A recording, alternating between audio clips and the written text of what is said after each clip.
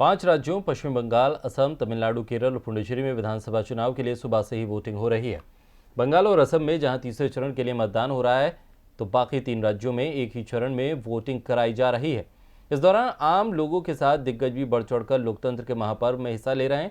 हालांकि इस दौरान कई जगहों पर हंगामे से लेकर ईवीएम खराब होने तक की खबरें भी सामने आई। तो सुबह से लेकर अब तक कैसा है चुनावी हाल, देखिए इस रिपोर्ट में। आज का दिन बेहद खास है क्योंकि आज दक्षिण से लेकर पूर्वोत्तर तक लोकतंत्र के महापर्व में जनता अपने मताधिकार का प्रयोग करके दिग्गजों की किस्मत को ईवीएम में कैद कर रही है। पश्चिम बंगाल से लेकर असम और तमिलनाडु से लेकर केरल और पुडुचेरी में सुबह से ही पोलिंग बूथ पर लंबी लंबी कतारें लगी हैं।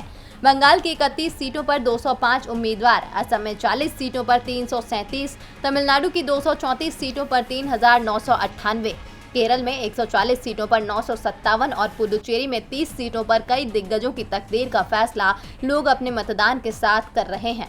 इस मतदान में वैसे दिग्गज भी पीछे नहीं है।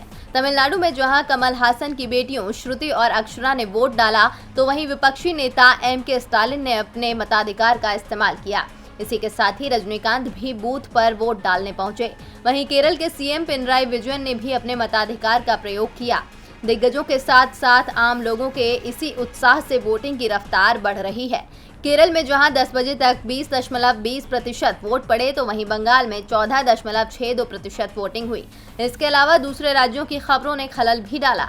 असम समेत कई राज्यों में ईवीएम खराब होने की शिकायत दर्ज कराई गई। जहां कई राज्यों में ईवीएम को लेकर शोर मचा, तो बंगाल में पहले की तरह ही सियासी शोर गूंज उठा। चुनाव शुरू होने के साथ ही सत्तारूढ़ टीएमसी और विपक्षी बीजेपी एक दूसरे पर बरस पड़े।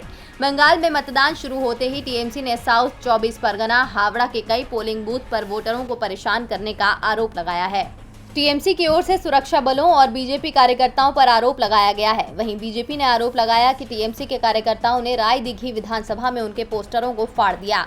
अब जब तक चुनाव चलेगा तब तक ये सियासी तकरार तो देखने को मिलेगी, लेकिन ये देखना दिलचस्प होगा कि आरोप प्रत्यारोप की राजनीति से इतर चुनावी जंग को कौन जीतता है। डीवी लाइव की रिपोर्ट।